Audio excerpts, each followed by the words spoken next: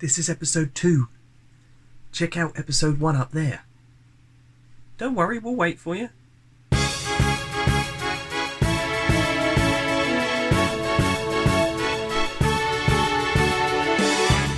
Awesome, let's rock.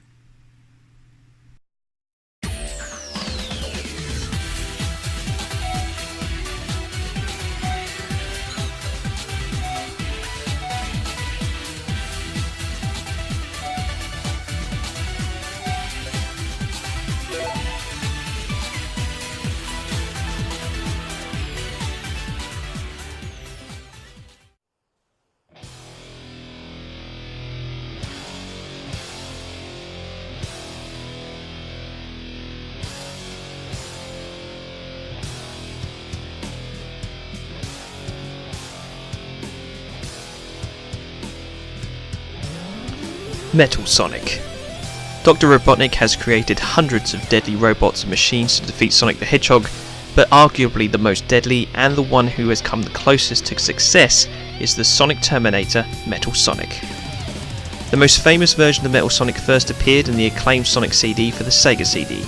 Metal, for the most part, had a very minor role in that game, appearing as a boss competing in a head-to-head race with Sonic. But he filled promotional material, comic books and merchandise for the game, and the reason was simple.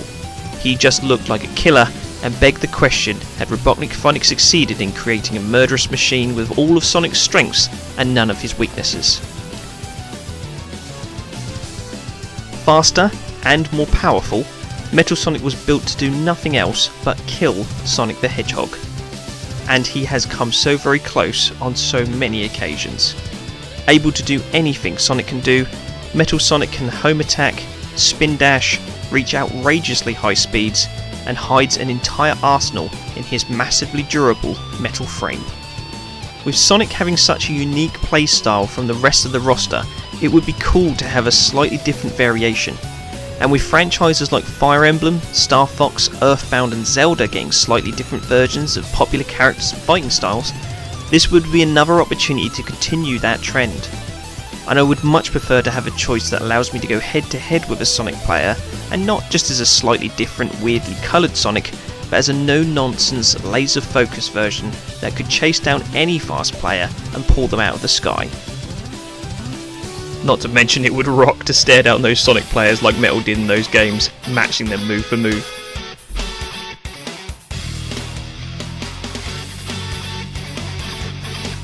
Each and every return of the robot doppelganger is more advanced than the last, making his first appearance as the Silver Sonic in Sonic 2 on the Master System and Mega Drive.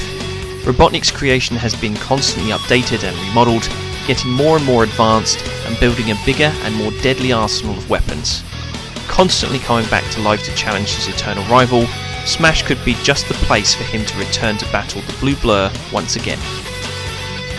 Each and every time Metal Sonic appeared towards the end of a Sonic game, it was time to get serious. Sonic would lose that cocky attitude, knowing if he didn't go at Metal with everything he had, he would be known as the second fastest thing alive. This Metal assassin dashed around the screen, forcing players to desperately cling to that last ring or fall at the murderous hands of this deadly machine. Forcing you to remember you were so close to the ending of the game, but still so far. It could never be bargained with, it couldn't be reasoned with, it didn't feel pity or remorse or fear, and it absolutely would not stop, ever, until Sonic is dead.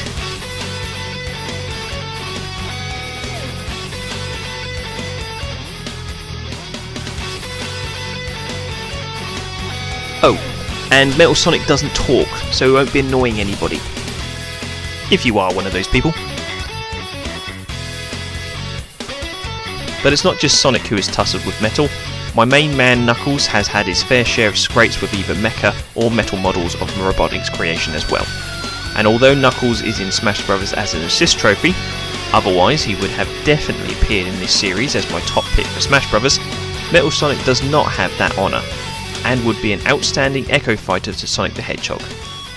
It would almost be too easy not to add him. But what's the point? He is so close to Sonic he would be a waste of a character slot, right? Just a palette swap. After all, he's just a Sonic clone and nothing more. Just a fancy metal paint job on an existing character, yeah? That would be true if Metal Sonic was just a straight Echo Fighter, but Metal's other unique arsenal and abilities could also mean he would make a much different addition to the game, making him different enough to make players choose him over other combatants. Metal Sonic is able to fill his body with lightning. Spiraling in an electric storm, Metal Sonic rockets forward in a deadly twister of energy. Concentrating the energy within his frame, Metal Sonic is also able to discharge huge amounts of electrical energy into beams and projectiles of numerous destructive waves and bullets. Like mentioned before, Metal Sonic is also known for his tremendously high durability. Having the ability to protect himself in a seemingly impenetrable force field, he can deflect incoming attacks, projectiles and smash through walls.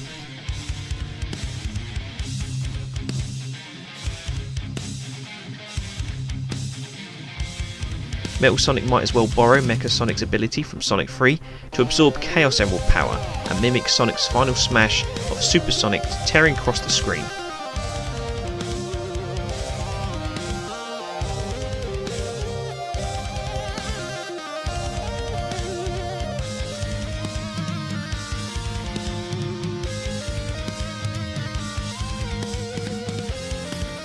Maybe with the added splash damage of the ring projectiles he had from that same game. But let's say we have decided finally to stay away from the easy Echo Fighter copy style.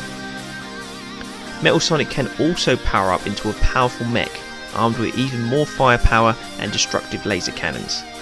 And, if we're really going all out with this character, why not call upon the awesome transformation from Sonic Heroes and make his final smash the massive Metal Madness final boss, raining down plasma beams, slashing out to claim multiple stocks, and screaming out to the heavens as he swoops down to clear the stage of opponents.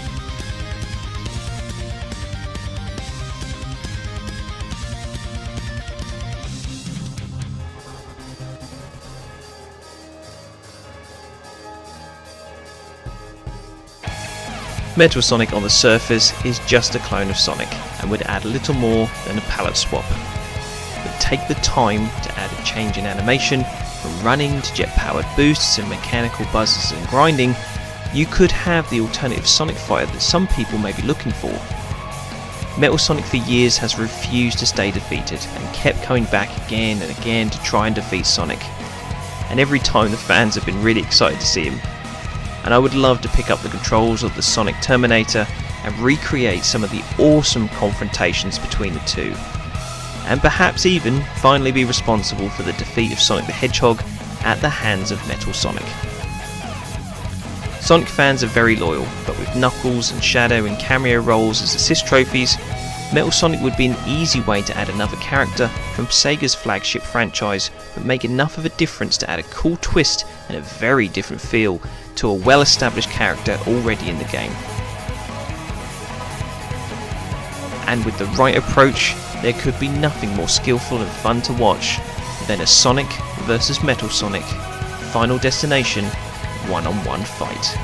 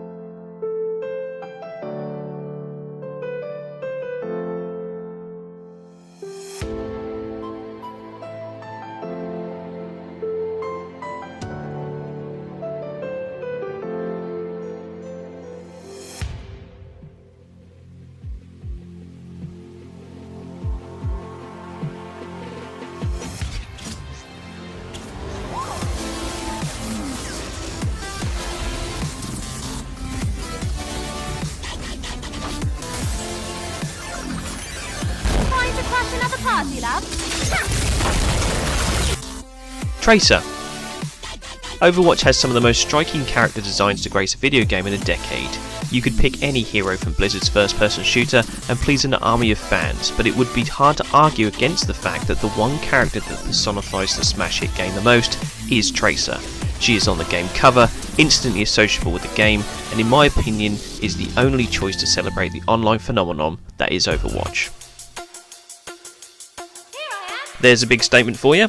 Not convinced? Let's break it down and try and prove why Tracer is a perfect choice to stand out from the pack, proudly represent Blizzard, and be a fighter worthy enough of a slot on the roster. Alright everyone, let's do this! Overwatch was everywhere when it launched in 2016. It seemed that everyone was cosplaying somebody from the game.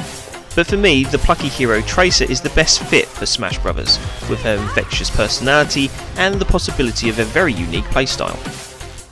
Armed with dual plasma pistols that act as her main offense in Overwatch, these fast firing guns are weak but with a steady aim rack up a lot of damage very quickly, especially at close ranges. Being in a first person shooter, her game doesn't show Tracer as much as a hand to hand combatant, but that didn't stop Duck Hunt Duo, Ice Climbers or Piranha Plant. With unparalleled agility, she could warp around the battlefield landing quick kicks with her long legs and strong haymaker punches. In a style similar to Bayonetta, Zero Suit Samus, Joker or Sheik. But the real skill set would come from her ability to manipulate time. When an experimental flight went wrong, Tracer was permanently affected by time distortion, meaning she was unable to keep herself locked in the present, sometimes not knowing herself how long she was gone for, until a device was created that locked around Tracer's chest. Now not only allowing her to be rooted in the present once more, she could also utilise her condition to manipulate time for just herself. Unlike most time travelling abilities, it is just Tracer who's affected by her powers. When she rewinds time, it is just her that reverses, offering some very cool gameplay opportunities in the fighting game. It is just for a few split seconds, but Tracer will rewind any action she did, as well as recover any damage she took. This allows her to approach a situation and then rewind if it doesn't go in her favour. Think of Fox McCloud, who is known for his quick, high-risk, high-reward gameplay, but gets severely punished for the slightest mistake. Now imagine, with the ability to reverse a poor decision, you could undo that mistake and keep the pressure on. Playing as Tracer would mean being sneaky, calculated, and utilising quick reflexes to rack up fast damage and finishing opponents before they can catch you. You could jump into a fight and get out before you get hit, and with her rewind power no one would be better at this stick and move attack style. With her second ability to zip forward through time, Tracer can use this sudden burst of speed to increase distance to jumps, close gaps on enemies, or in some cases getting out of danger. So combining these abilities together, you would confuse an opponent. They wouldn't know if you were coming or going, and just when they thought they have you, in a flash you are out of harm's way and coming at them from a completely different angle. It wouldn't matter if it was a one-on-one or multi-man brawl. With her time travel abilities, agility and acrobatic fighting style, Tracer would be a joy to play in the hands of a skillful player. But get caught, and she could be KO'd faster than a mini Jigglypuff hit with a home run bat. But that's the kind of trade-off Smash Bros is all about. With her flamboyant personality, I would be hard to be convinced otherwise that she wouldn't be an instant fan favourite. She's always having fun, continuously upbeat and cheerful, mastering her would take a lot of practice, and trying to defeat her would be infuriating. And isn't that the best kind of fighter to use? Energetic, well designed, and with a unique playstyle that would further extend the diversity of the roster, she would play so differently from anyone else in the game, and you would have so many tactics to play around with, just using these two moves. For example, jump off a ledge for a meteor smash, miss, rewind and be back on the ledge faster than your opponent.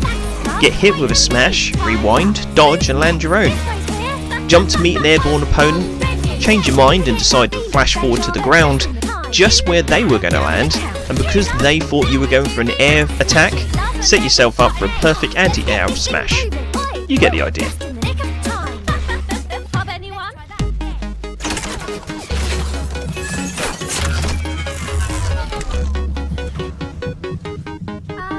Don't worry, loves.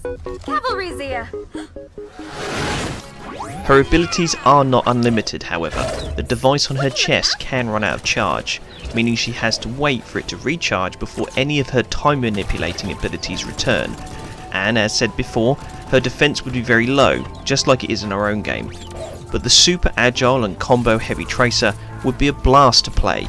Just seeing her zip around a manic battlefield would put a smile on my face. She is an outstanding mascot to Blizzard. Adding her to Smash would recognise that unparalleled effect on PC and online gaming. Blizzard had countless memorable characters over the years, but with enough fantasy sword wielders already in Smash Bros, Tracer would be a choice that makes Blizzard's addition to the roster stand out above the rest. Chuck in Blizzard World as a stage and a few assist trophies from the rest of Blizzard's library, and I'm sure everyone would have a smile on their face if Tracer got that invitation. Final Smash? Throw in her Sticky Mine ability and you could have a Final Smash to see players panic in their last moments on the stage. More effective than flashy, that little Sticky Mine, when used just at the right time, could multi-KO with hilarious effects. And timing could be the most important point here. Overwatch has just landed on Nintendo Switch. There really is no better time for this. We all know characters from Smash that we played for the first time, then hunted down the series they came from to appreciate them even more. Overwatch and the online FPS genre is a style of gaming often outside of Nintendo's fanbase, and with crossplay and Nintendo making more of a move to an online future, Overwatch could be the bridge to allow a new set of gamers to enjoy a different kind of game. It worked for me. Blizzard has made some incredible characters, games and unparalleled gaming worlds. If Smash is going to be a celebration of gaming that I keep banging on about, Blizzard has to be at the party. Tracer is a hero that's just yelling out to be a part of a new game and leap to a different genre. And I would love to hear who is a better choice to represent the phenomenon that is Overwatch and the outstanding contribution Blizzard has been giving the gaming world for years. In Overwatch, my go-to is Ashe, and I think Arthas, the Lich King, has one of the best storylines in gaming history. Illidan, the Queen of Blades, Nova, the list truly goes on, but the fact for me still remains. Tracer fits Smash Bros, and I don't believe there could be a more perfect pick. See you online on Overwatch 2.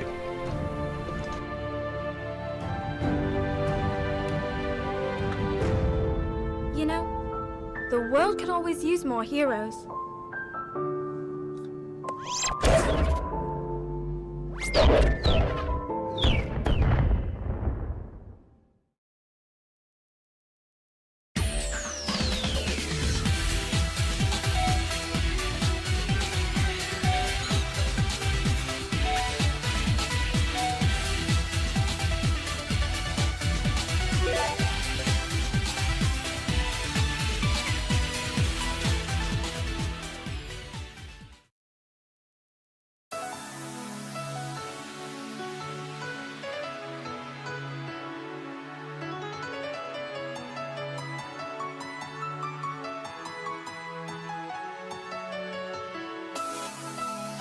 Knights.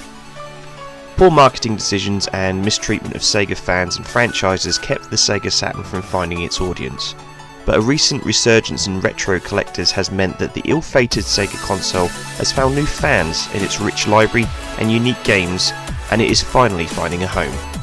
And where Sonic failed to make the transition into 3D in this era, it was Knights that took up the Sega mascot mantle, and for me, became the face of the Sega Saturn.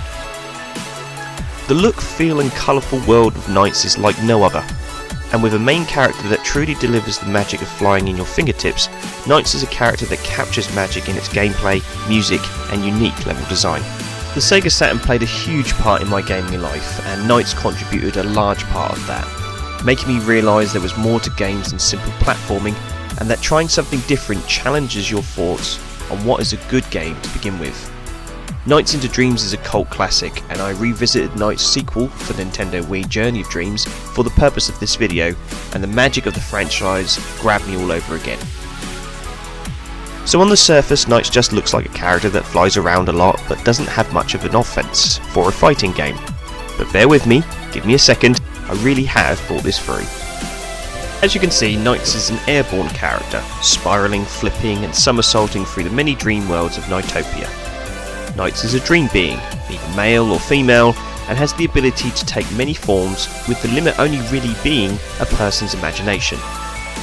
In guest appearances in other Sega franchises, Knights' playstyle always focused around flying, agility, with a playful nature. Being a creation of Sonic Team, Knights was never a slouch in the speed department either. Playing as Knights is all about having fun, being skillful and stylish, all the while challenging others to top what you just did. And if you're not getting A ranks in a Knights game, you're doing it wrong, son. In the games, Knights is a Nightmarian who helps children overcome anxiety and fear, allowing them to harness their courage to achieve their wildest dreams and overcome nightmares and feelings of failure. This courage then carries over into the real world, allowing anyone who has flown along with Knights the confidence to overcome challenges in real life. Knights represents a force to overcome self-doubt and prove if you have courage, all you need is to believe in yourself and give yourself half a chance, and you can make a dream a reality. Whether your dream is to smash that audition that you're worried about putting on the performance of a lifetime, or be the star player in the next big game, or anything else for that matter. Knights is here to fill you with confidence and help you be the best you can be. Stand up against the people who doubt you and your own anxieties. The game's stories deliver heartfelt messages of believing in yourself and that you can achieve whatever you put your mind to, not giving in to self-doubt or fear. Now, is there really a more wholesome message in a video game than that?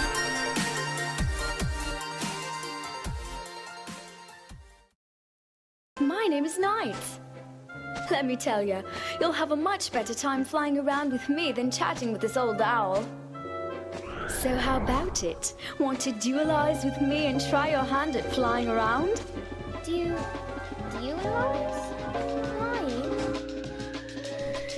It can be difficult to describe Knights' gameplay, you kind of have to witness it yourself, but in short, you fly around set paths, collecting items, and flying through rings in combos to build the biggest high score you can before the time runs out. There are time bonuses and the game rewards memorization and quick reflexes, and the more you play, the more proficient you become at achieving those A rankings.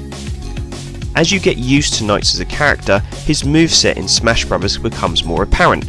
Knights can latch onto enemies, flipping around them and then launching them with an almighty push in any direction, perfect for shooting opponents into pits or off screen. Knights' trademark Paraloop, where Knight circles the enemy and creates a crushing black hole, would cause massive damage and act as either a smash attack or perhaps a Falcon Punch like manoeuvre. It would be interesting to see how Sakura and his team would accomplish the freedom of movement Knights has in the gameplay style of Smash Bros. One way to approach the character could be the opposite way they did with Little Mac. Where the boxer is a force to be reckoned with on the ground but weak in the air, Knights could be the other way around, being unrivaled in air combat, not wanting to remain on the ground for very long. With the spiring loops and quick mid-air attacks, Knights could be a real pain to catch. However, when you pin Knights down, the advantage is lost until Knights is airborne once more. Then we get into Knights' other abilities. Knights is a shapeshifter, able to morph into all kinds of things from pinballs, cars, sledges, rockets, boats, even animals like dolphins and dragons. So with a little bit of an imagination, you really could come up with a stellar fighter for the Smash roster. One that would be unlike any other character in the whole of video games.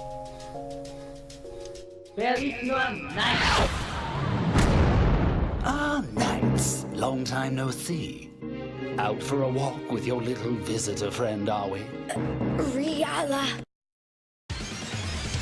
I never realised how many doppelgangers my picks had before I made this series, but Riala is one of the best. Me and my friend Dragan spent countless hours on the Saturn battling Knights vs Riala in 2-player battles. Trying to outmaneuver and paraloop one another, it would be awesome to stir up that rivalry once again. Where Knights is carefree, whimsical and full of mischief, Riala is forceful, chilling and manipulative. Having all the abilities of Knights, once again Riala would make a perfect Echo Fighter or alternate colour to Knights. Like my thoughts on besting Sonic with Metal Sonic, I'm sure there are Knights fans out there that would like the opportunity to best Knights with Riala the same way.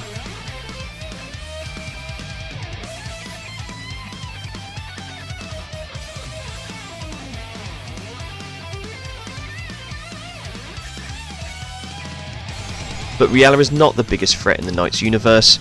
Riala bows to the almighty Master Wiseman, the dark ruler of the dream world, who would like nothing more than to seal every person in an endless nightmare. With his dark magic and powers to cast fire, rock slides, hurricanes and more, he could stir up the chaos as an assist trophy or a level boss to further add to the DLC package.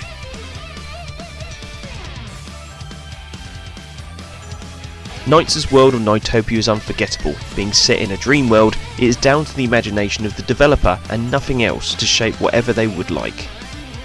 The ultra colourful lands created would make a beautiful stage that could transition into some of the most memorable stages in the world of Smash Bros. All rooted in Twin Seeds Tower, each having the trademark seasonal changes the games were known for. Yep, Knights did this way before Animal Crossing. Playing the game at different times of the year would decorate the world of Knights to match the popular holiday. Snow and decorations on Christmas, neon lights and fireworks on New Year's, or maybe an awesome Halloween stage on October 30th. You could really choose a Smash Bros stage that everyone would choose again and again.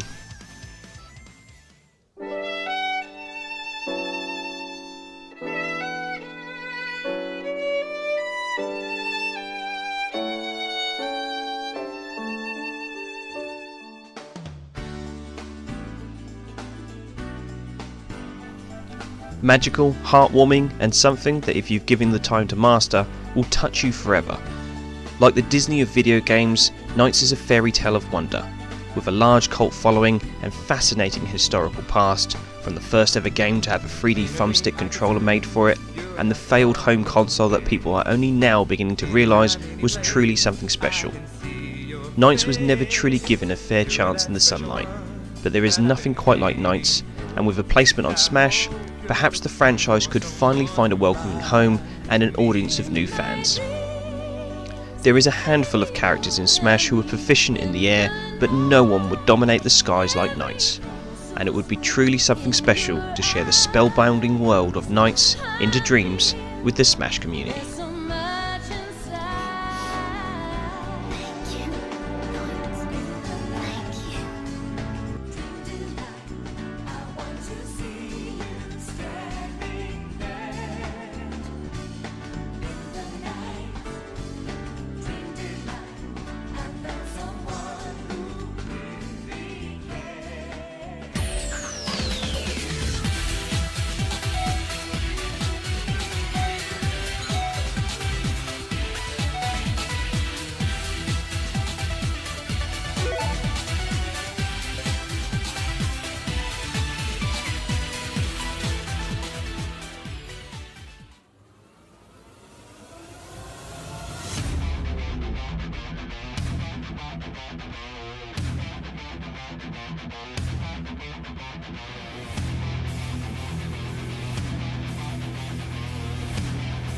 Doom Guy, or Doomslayer if you will.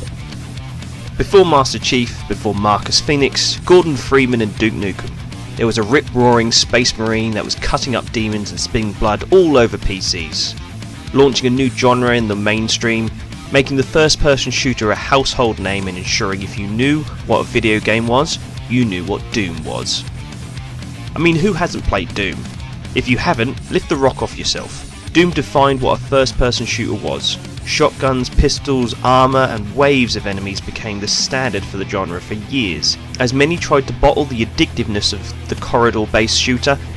Even now, no other game makes you feel quite as empowered than when you were at the controls of any of the Doom games. Tearing up the armies of hell, rewarding aggressive and destructive gameplay, Doom is a thrill to play, and it would be a stretch to say that the FPS genre would not have the stranglehold on the market today was it not for the innovations of id Software and their flagship Doom franchise. Many have come and gone, but few have the stamina and firepower of Doom Guy. Okay, so he's a little gruesome, and I don't see Doom Guy ripping in half Link and Mario in a bloody fountain, but when the risky rated Bayonetta makes it in, and Solid Snake is not exactly kid friendly either, I think Doom Guy deserves a fair shake for the solid years of service he has put into the gaming industry. Plus the gun ban in Smash has to be lifted now after Joker, right? Doom Guy is violent, no nonsense, to the point and a one-man army. he is a video game icon that defined a genre. He has fleeting moments of personality, from his facial expressions at the bottom of the screen showing his remaining life in the original Dooms, to his subtle speechless replies in Doom 4. He has appeared on Nintendo consoles before with Doom on SNES, Doom on 64, and the technically impressive Switch port of Doom 4. And with the release of Doom 1 and 2 on Switch, and soon to be released Doom Eternal and Doom 64 on Switch, id Software and Doom have had a long relationship with Nintendo and their consoles as a mature release for first-person shooter fans. So let's take a look at the weapons rack of the Doomslayer's arsenal and prove why the firearms Doom Guy packs would make the shopkeeper from Resident Evil 4 blush. Now that's a weapon, stranger. Doom Guy has recently proven he's quite the capable hand-to-hand fighter. Tearing and ripping at the legions of hell, he could be right at home in a fighting game. But I think Doom Guy would be better represented with its huge armory at his disposal. After all, when you think about Doom Guy, you think about the guns.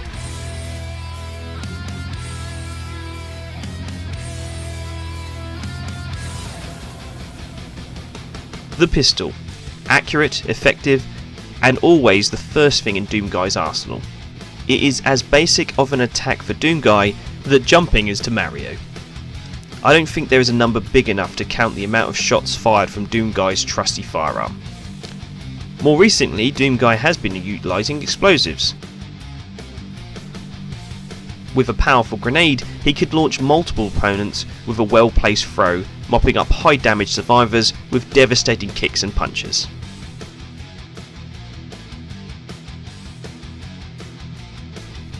But that's just the starter. The main course and trademark weapon that makes Doom Doom is the devastating pump-action shotgun. Walking into hell and taking a shotgun to a demon's head in Doom is the definition of satisfaction. Hearing that bass blast from the barrel and the kick of the pump action reload, it is as recognisable to Doom as ghosts are to Pac-Man and aliens in Space Invaders. The reason Doom has remained fun for years is the joy of gunning down monsters with this brutal and stupidly long-range firearm.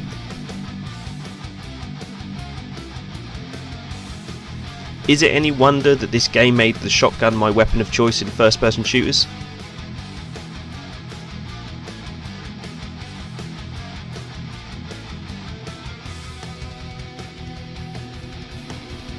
Then you turn around and think, how could this get any better? What else is there to life? You then find the double barrel shotgun. Double the damage and twice the fragging power, it's the meaty lock and crunch of this boomstick that sounds so good.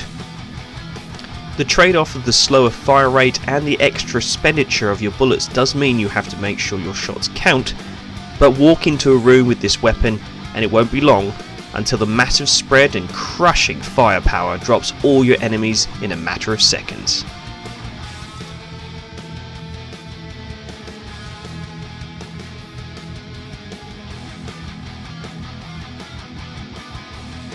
Fire without care and you could be out of ammo and back to your pistol very quickly. And perhaps keeping an eye on your ammo count could be the gimmick for Doom Guy in Smash Bros. But it would be pretty sweet to hear you reload that shotgun as you smash another character off the stage.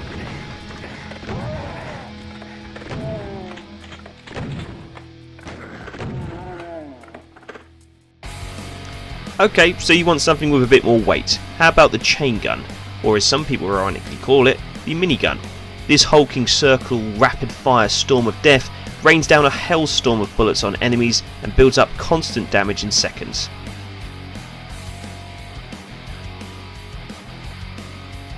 And although the machine gun with a zoom in feature in the later games is a solid choice, I feel the chain gun is more synonymous with Doom.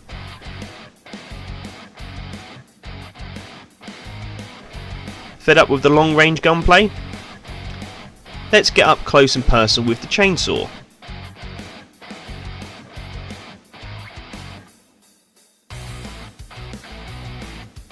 Cutting up enemies in seconds, one at a time, the chainsaw would be the Doom Guy weapon of choice for close range encounters and could act like Corrin's smash attack or rapid press standard combo.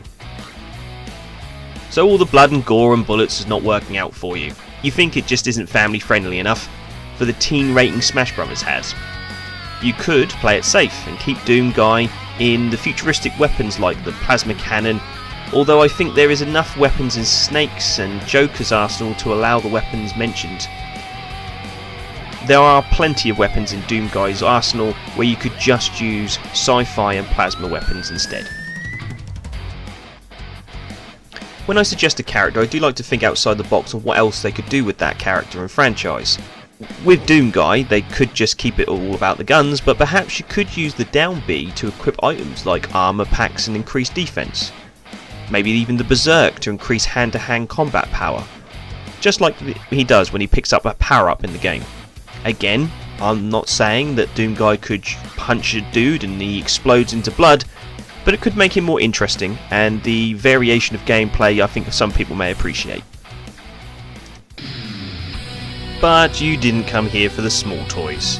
Anyone who knows Doom and video games knows there is one gun, one godlike creation that every Doom player wants to get their hands on.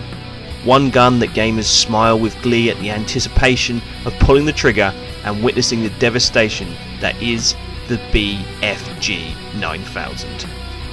If you got to the later levels in Doom, this is the gun you spoke to your friends about and asked, yeah, but have you fired the BFG? This gun has Final Smash written all over it. Just like the Smash Ball, where the promise of destruction is dangled in front of you as it dances out of your reach, players of Doom are used to the tease and the chase for this awesome power, as you do whatever it takes to get hold of this legendary gun. And this is what happens when you fire the BFG.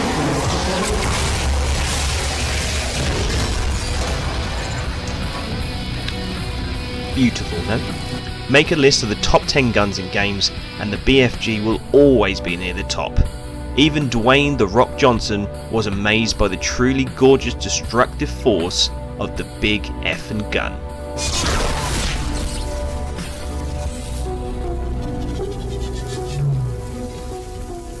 Holy shit.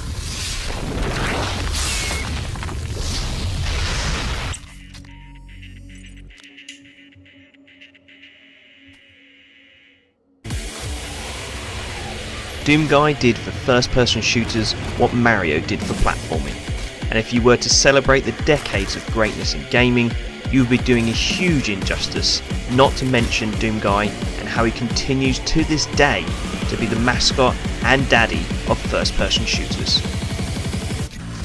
And when he puts on the armour and places on that helmet, there is going to be one hell of a body count. Turn his smashes to gunshots and give him a flaming hell stage full of demons and let us walk through the chaos of battle and enjoy the fact that we are adding to the biggest kill count in video game history.